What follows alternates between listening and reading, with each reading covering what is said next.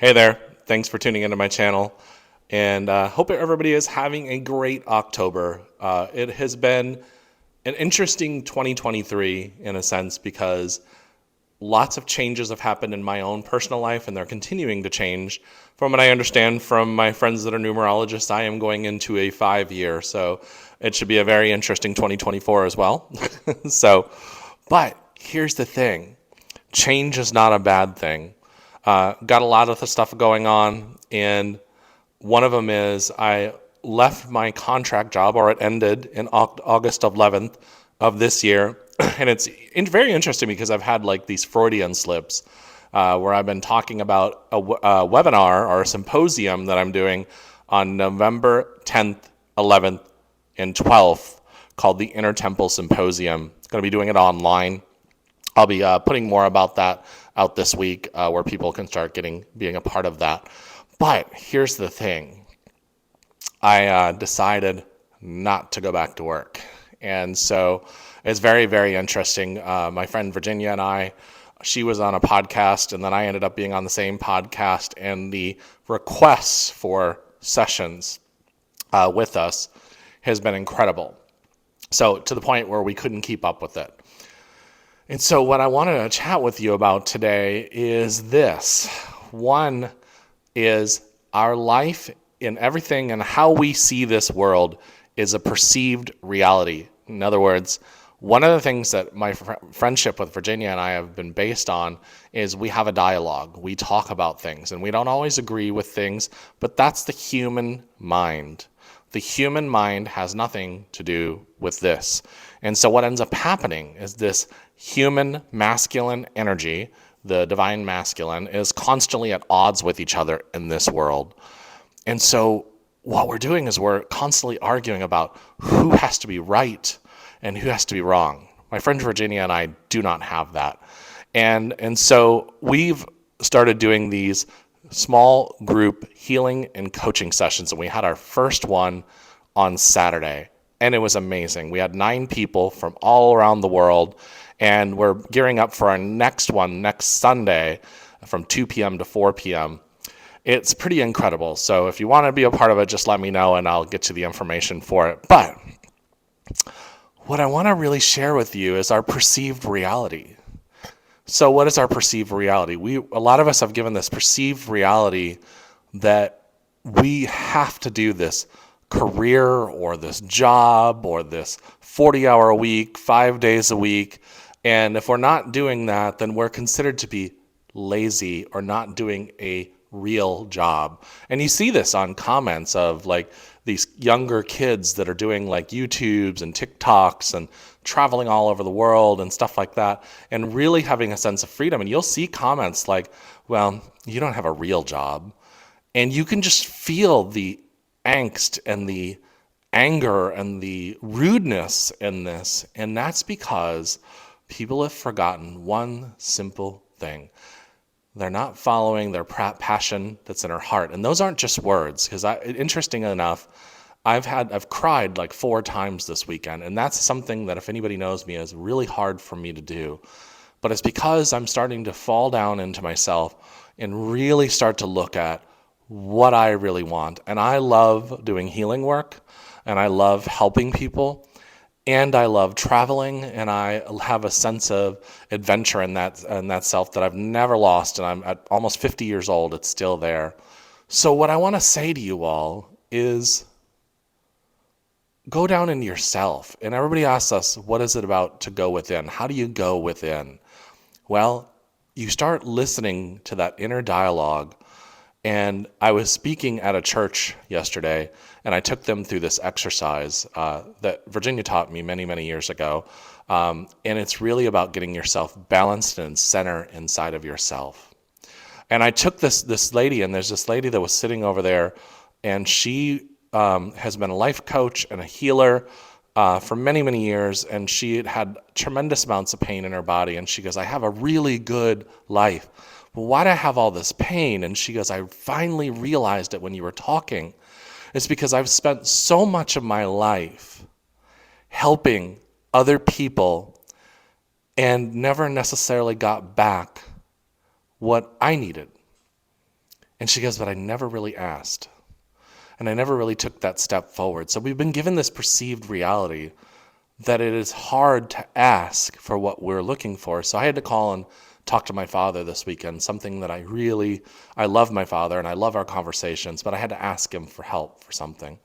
And the means that aren't there for him to do that, and that's okay. But we had one of the best conversations that I will cherish for a very long time, and I'm hoping we're going to continue to have those conversations. But what was really cool about this is the asking part. And this is the thing, humbling and being humbled isn't about you doing something wrong or being a bad person. Opening your heart up and really having a connection with somebody isn't a bad thing. It's a wonderful thing. It's what we're all craving. And we're all craving to fulfill our lives with what we want to do. So my sense of adventure could be different than your sense of adventure. And we all have this perceived reality of what that looks like. But we can follow the one area that gives us bliss, or we can follow the area that gives us fear. And so, interesting enough, there's some things that I'll talk about in other videos because I haven't talked about some of my closest friends about it, and I don't want to talk about it on public, but I'm getting ready to take a huge leap of faith in my life. And one of them was, one of the biggest ones is say I'm not going to go back to work. And as a result, that has just worked out. And so, has it been scary? Absolutely. But the reason why I started to get those tears up is because I'd had a good life up to this point. I was happy. I had a lot of great things. I had some amazing friends. But I was bored. I was really bored in my life. And it was interesting. My friend Virginia was saying the same thing. She was bored. And then we ended up both being on the Jeff Mara podcast, and all hell broke loose, so to speak. But we're enjoying it. We had to learn how to balance that energy. We had to learn how to work this energy because it was new for us. And that's one of the things that you have to do is when you hit a new level, or you're going through a new adventure, or you're going down a new path, or you're turning in another road on your journey. Yeah, it's going to be a little uncomfortable. Yeah, it's going to be a little scary. When we take leaps of faith, of course it's going to be scary. When we go to a new level of understanding, of course it's going to be scary. And I'm sure some of you have had fitness goals where you've lost weight or you've gone out and done other things. There's this thing called plateauing. And that frustrates you and you feel plateaued. But that same thing happens in life where we start to get complacent because we start to get comfortable. And we start to get comfortable because we don't want to go back to the feeling that we had before. But my father said something really strong to me the other day. He says, we're always worried about the past. We're constantly focusing on the past, and then we're working towards the future, but we're not, because we're so focused to here, we're not enjoying what's going on today. And that's a principle that obviously I've talked about for a long time, being in the now and the moment. So this morning I got an email from a gentleman that he wanted to basically prove me wrong, or he wanted to explain himself about something that he believed in that I don't believe in. And I've done a lot of soul searching on this subject, and here's the truth. This world is an illusion, and if you start looking at quantum physics, but more importantly, if you drop into your heart, this world is based on a perceived reality. So we can continue to sit here and argue over topics about who's right and who's wrong, or we could shut up, get in our hearts, and really drop down and start experiencing what our soul wants us to do, what the divine wants us to do, what God wants us to do. And stop worrying so much about what's up here and what the intellect says. Of course, you're not losing the intellect. People will say, well, you're talking about the heart. Well, what about what my brain says? Did I say not using your brain? It has to be there. It tells the air to the lungs to breathe. It tells the heart to pump. I mean, come on. Stop with the nonsense. That's your monkey mind. The heart says, of course it's there. However, what it's saying is, this is your mother, your divine mother saying, go out there, sweetie. Go out there and enjoy your life and have fun. And I want you to be the happiest in the world. And I had my friend Jane last week help me through a very big block, and it was such an incredible time with her. Thank you so much, Jane, if you watch this. And thank you for Virginia for all the things you've done. And thank you to this woman at the church that I spoke at the other day. Adventure means something different to everybody. I had a woman that I spoke at in the Melbourne Spiritualist Church, and she says to me that her sense of adventure, because she had worked hard all of her life, she used to go out and she used to have fun, but what fun to her and adventure to her was sitting in her chair at home reading her books or going on walks on the beach by herself. That's her perceived reality.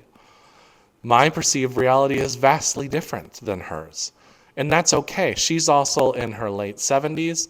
I'm almost turning 50. And as they keep on telling me I'm still a baby, that's great. I'm still a baby. But here's the thing.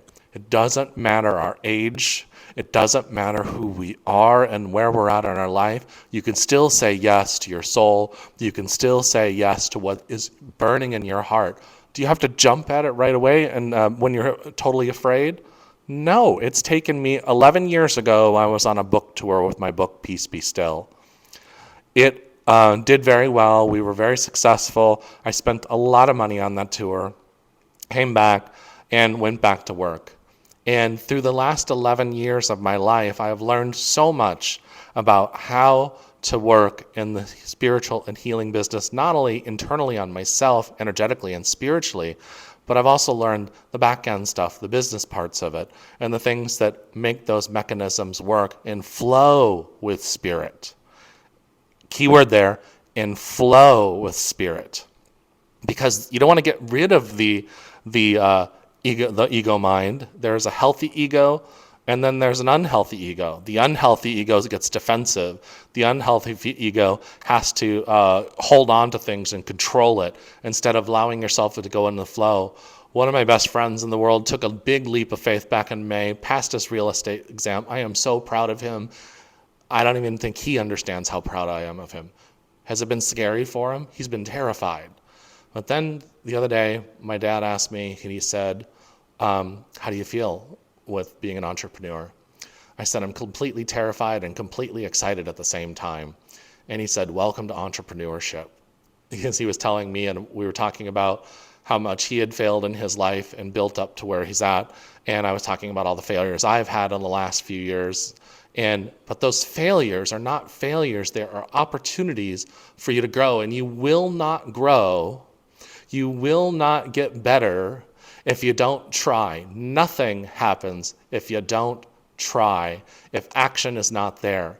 Now, some people will say, well, action can be meditation at your home. Of course, that is action. That's going within.